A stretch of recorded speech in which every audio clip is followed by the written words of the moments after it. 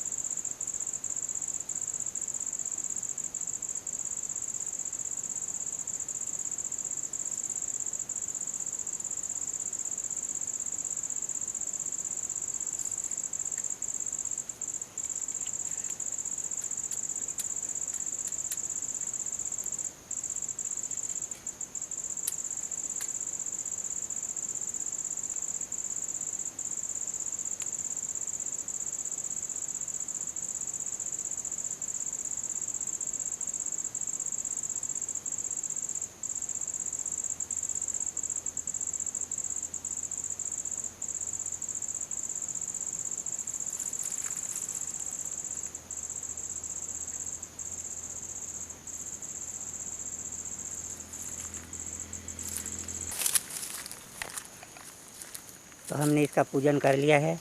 अब हम